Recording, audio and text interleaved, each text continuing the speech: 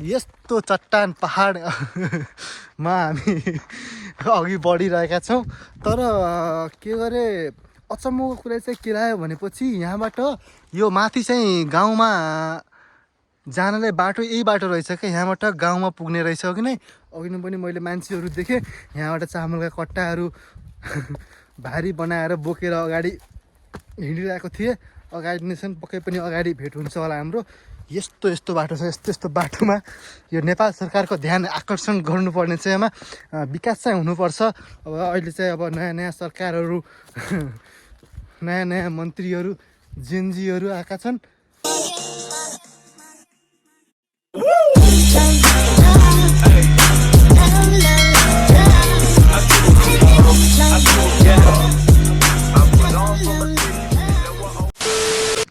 Hello guys, what's up, it's me Deepak. Welcome to Deepak Khatri blogs.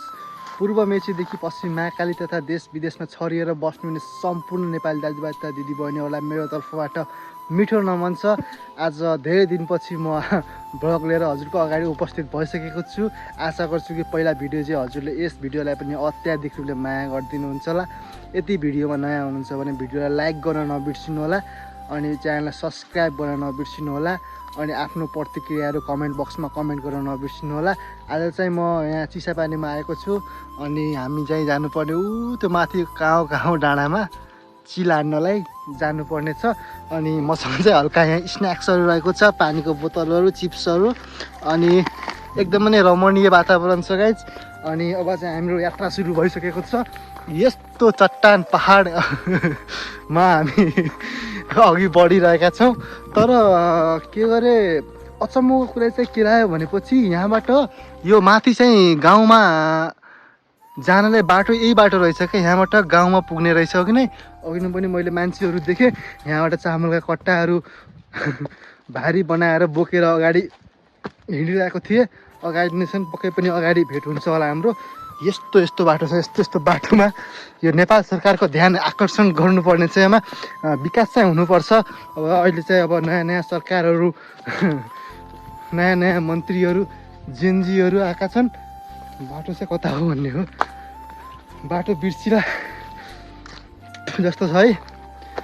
पहिला बाटो त यही बाटो आएको हो। अलिअलि यहाँ त के अरे खुट्टाका पाइलाहरू पनि छन् यहाँ।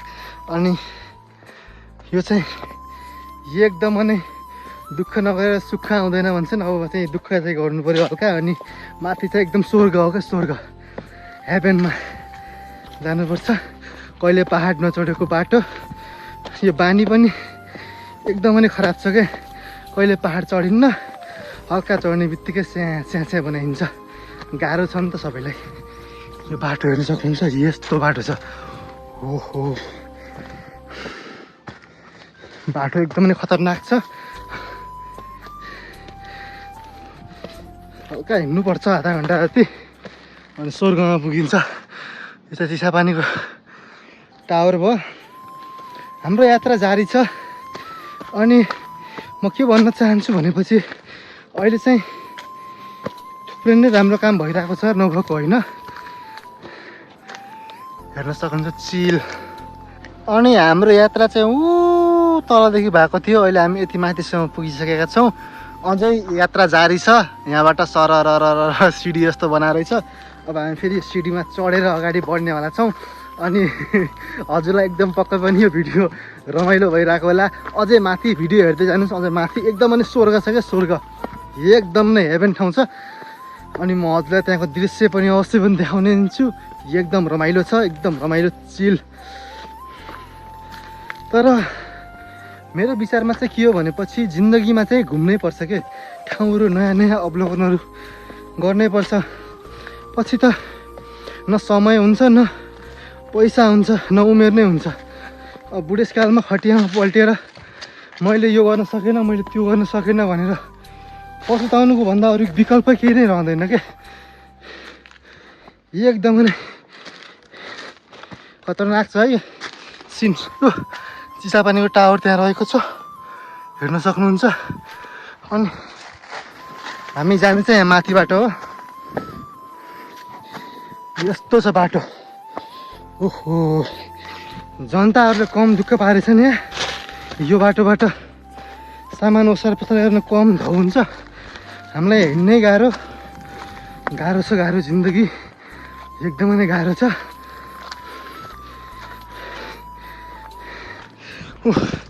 चिसापानीको पुल पनि देखिसकेको छ यहाँ, एकदमै नै रमणीय वातावरण छ यार। अझ स्वर्ग आउनु त बाँकी नै छ।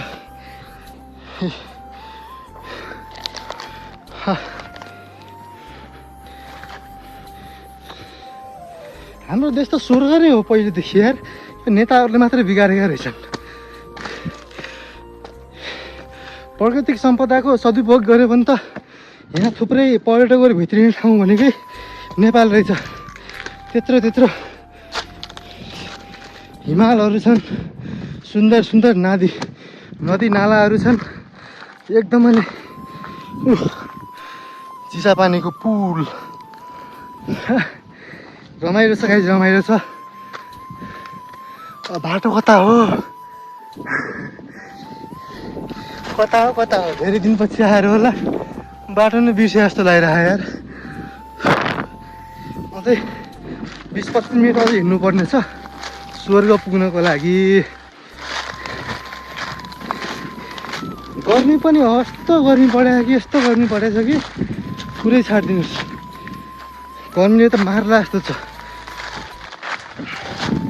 हल्का यहाँ चिसापानीमा चाहिँ हावा त चिसो चल्छ कि त्यस्तो गर्मीको महसुस हजुरले गर्न पाउनु हुने छैन। पक्कै पनि हजुरहरू यहाँ आएर हाम्रो यो नेपाललाई पर्यटक भित्राउने ठाउँ चाहिँ बनाइदिनु होला, आएर भ्रमण गरिदिनु होला, आफ्नो मनमा लागेको प्रतिक्रियाहरू पनि दिनु होला, कस्तो ठाउँ छ, त्यसमा के सुधार गर्नुपर्ने छ, के अझै विकास गर्नुपर्ने छ त्यो पनि भनिदिनु होला। नेपाल सरकार किन मौन छ, किन चुप छ? मैले त सुनेको यहाँबाट राजकाँडा जान पनि नजिक पर्छ अरे के, राजकाँडा पनि स्वर्गभन्दा कम छैन है। राजकाँडामा पनि म एक दिन पुग्नेछु। के हो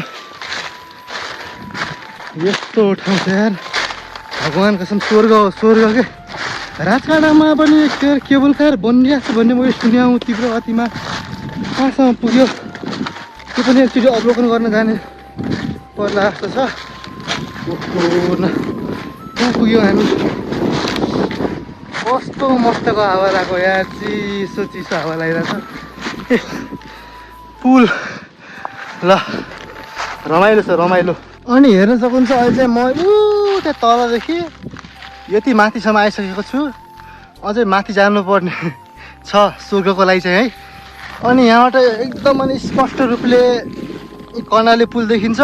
अनि यो ठाउँ चाहिँ अहिले म चाहिँ यो ठाउँ चाहिँ एकदमै नै मनमा छुने टाइपको छ यो चाहिँ। अनि हामी पहिला चाहिँ यहाँ म चिसापानी आएपछि यो ठाउँ घुमेर चाहिँ जाँदिनँ कि, यसमा एकदमै धेरै यादहरू बसेको छ मेरो। पहिला चाहिँ साथीहरू हुन्थे, साथीहरूसँग रमाइलो गर्नलाई यही ठाउँमा आइन्थ्यो। अहिले चाहिँ साथीहरू छैनन्, सबै आफ्नो जिम्मेवारी आफ्नो घरको परिस्थितिले गर्दा टाढा छन्।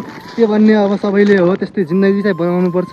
हेर्नु सक्नुहुन्छ त नदी मादेखि बगेको छ। राजकाँडा चाहिँ यतापट्टि छ भन्ने सुनेको थिएँ मैले, म चाहिँ गएको छैन, यतै होला। अनि यहाँबाट चाहिँ कहाँ जान्छ यो बाटो चाहिँ उता जामु कुइनेतिर जान्छ कि कता जान्छ यो बाटो यार? यो बाटो चाहिँ फेरि उहाँ निस्किन्छ भन्ने सुनेँ मैले, अछाम निस्किन्छ। यहाँबाट कति 110 किलोमिटर छ भनेर मैले सुनेको थिएँ चाहिँ है। अब त्यो हो कि होइन त्यो चाहिँ मलाई थाहा भएन। लगभग 100-110 किलोमिटरमा चाहिँ यहाँबाट अछाम पुग्न सकिन्छ। अब हामी यहाँबाट गएर कोलपुर हुँदै, कोलपुरबाट सुर्खेत हुँदै, सुर्खेतबाट फेरि उता यो के अरे त्यहाँबाट सुर्खेतबाट फेरि दैलेख हुँदै, दैलेखबाट फेरि त्यहाँ कहाँ घुमेर अब फेरि यहाँ त लामो छ नि त भयङ्कर, लगभग 1-2 दिन लाग्छ। अब यहाँबाट 110 किलोमिटर भनेपछि अब यो बाटो राम्रो भएपछि हामीले यहाँबाट घुमेर किन जानु पऱ्यो? यहाँबाट बाटो राम्रो भएपछि त यहाँबाट जान्छन् नि मान्छेहरूले, समय बच्यो, पैसा बच्यो, सबै थोक यहाँबाट बस्ने गर्दछ। अनि म चाहिँ नेपाल सरकारलाई के विनम्र अनुरोध गर्न चाहन्छु भनेपछि यो सुदूरपश्चिम यो चाहिँ चिसापानी कैलाली क्षेत्र नम्बर 1मा पर्छ। कति पर्छ? लगभग मलाई लाग्छ 1मा पर्छ। यहाँबाट चाहिँ विजय हुनुभएको केपी खनालज्यू हजुरले यो भिडियो हेर्दै हुनुहुन्छ भने म हजुरलाई के विनम्र अनुरोध गर्न चाहन्छु भनेपछि हाम्रो यो सुदूरपश्चिम भनेको स्वर्ग नै हो। यहाँ चाहिँ थुप्रै यस्ता पर्यटकहरू ठाउँहरू छन् जुन चाहिँ यातायातको कारणले गर्दा त्यहाँसम्म के अरे पर्यटकहरू पुग्न पाएको छैनन्।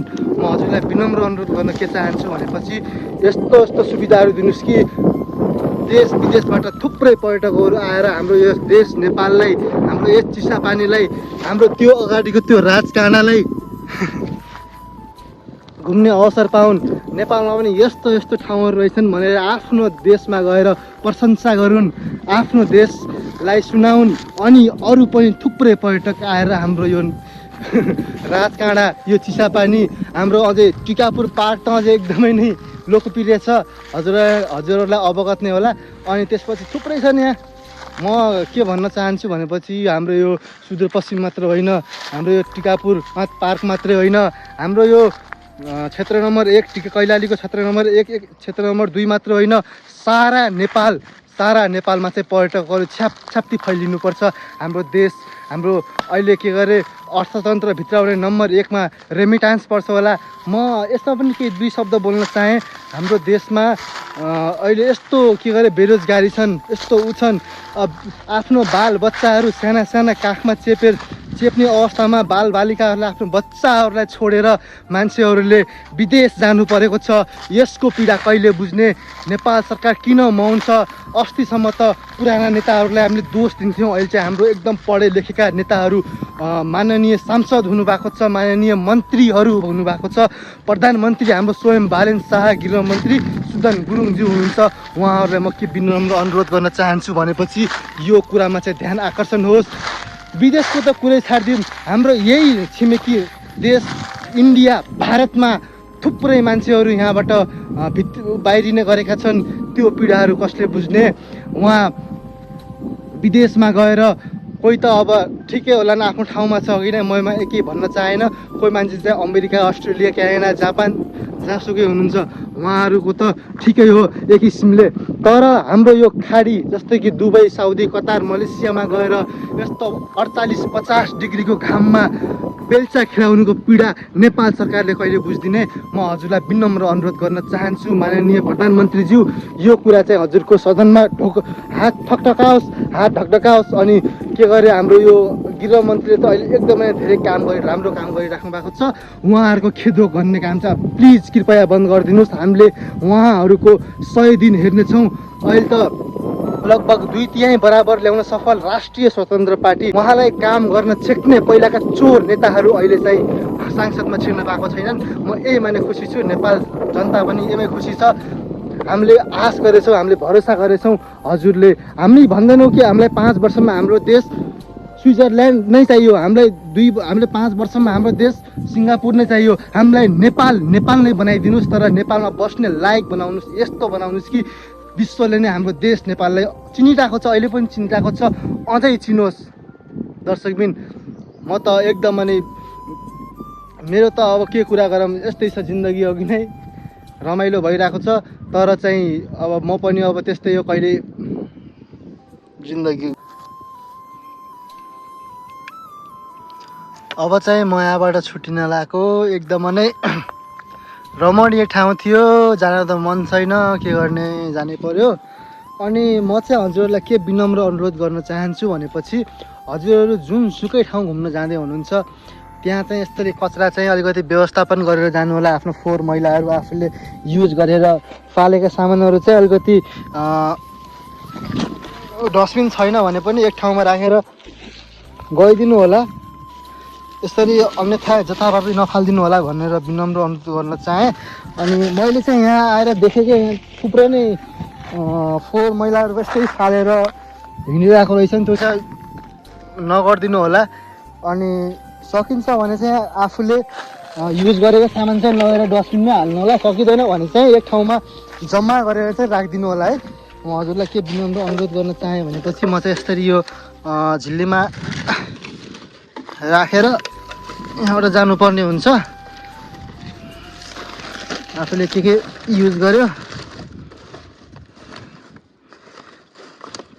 अनि यहाँ चाहिँ अलिकति फोहोर मैला चाहिँ नगरिदिनु होला। म चाहिँ एक ठाउँमा राखेर यहाँ जाँदैछु अनि अब म चाहिँ यहाँबाट आफ्नो गन्तव्यतिर चाहिँ अगाडि बढिरहेको छु। अनि अब फेरि म यहाँबाट तल जानुपर्ने हुन्छ। एकदमै जान त एकदमै मन छैन, तर पनि के गर्ने अब साँझ पनि पर्न लागिसक्यो। यसो एकछिन पुलतिर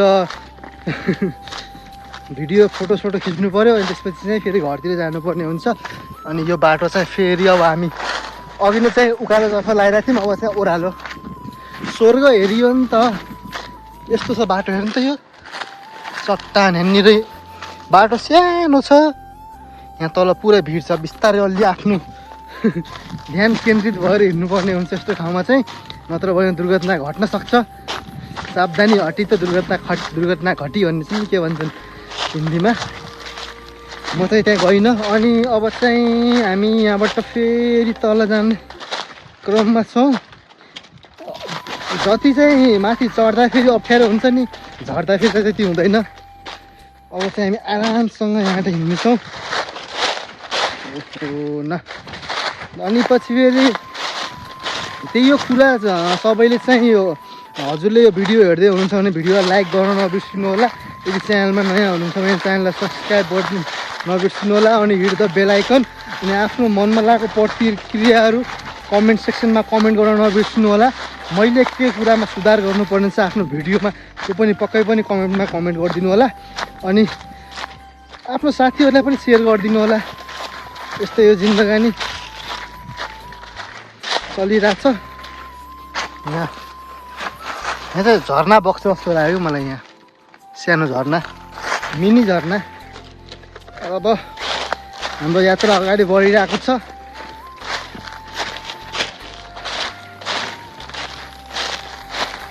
एकदमै नै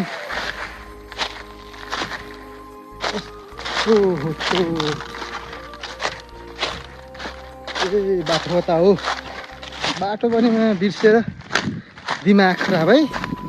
ल ठिक छ, सबैजनाले चाहिँ साथ दिनु होला मलाई पनि।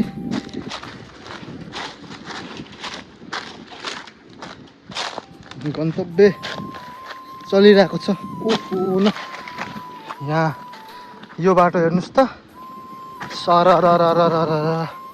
तल तल जाने। यही त हो जिन्दगानी। के छ र, 2 दिनको हो कि नै, आज छ कि भोलि छैन त्यो थाहा भएन। जति बेलासम्म बाँचिन्छ त्यति बेलासम्म चाहिँ रमाइलो गर्नुपर्छ जिन्दगीमा। अहिले चाहिँ अलि यो पुलतिर चाहिँ अलिकति मान्छेहरूको चाप चाहिँ बढिरहेको जस्तो माने मैले, किनकि अब साँझ पर्नु लागेर होला। त्यति गर्मी पनि छैन।